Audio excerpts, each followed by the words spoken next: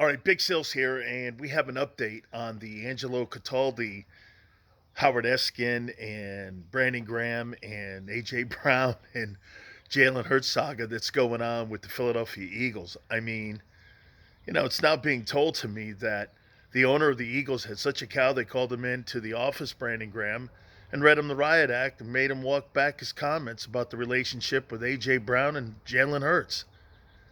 And my problem is that Hurts came out publicly after that and said that Brandon misspoke and he was wrong for what he did. He wasn't wrong for what he did.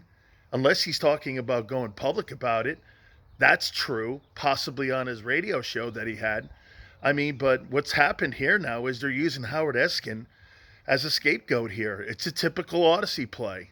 Howard Eskin, who's one of the greatest people in the history of Philly sports talk, is now being made to look like an scapegoat for how that organization acts. The owner is so meddling and so petty, it's disgusting. I'm being told now that they monitor their cell phones. If you have a company cell phone, you're being monitored on your cell phone, on your communications and your transmissions and your text messages.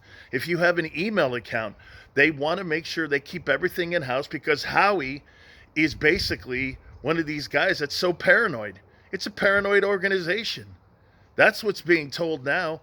And Howard Eskin was trying to defend the Eagles. And Odyssey and WIP should be ashamed of themselves and how they handled this. I mean, this is ridiculous. I mean, they threw this guy under a bus and he was trying to do what the owner wanted. And so the radio station turns around and blows him out. You know why? The owner came down and said, yes, fire him. I mean, you talk about absolutely petty things. You know why the Eagles are considered a winning organization? Because they are. But you know what they're not considered? A championship organization. Championship organizations don't act like this. More to come. This is such bullshit, man.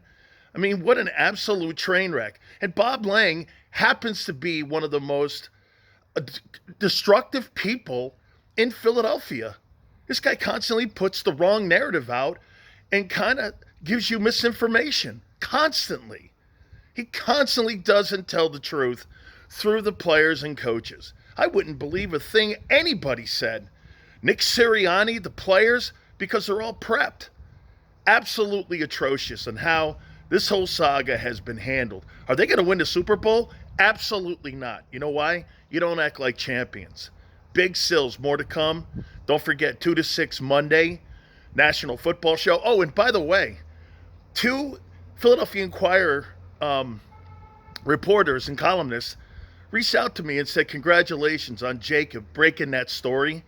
They were working on it at the same time to correct the story that they originally printed. I happen to believe one of the reporters and columnists with great respect, so it's all good. I'll see you guys Monday, Jacob Sports, 2 to 6 Eastern. Big Sills out.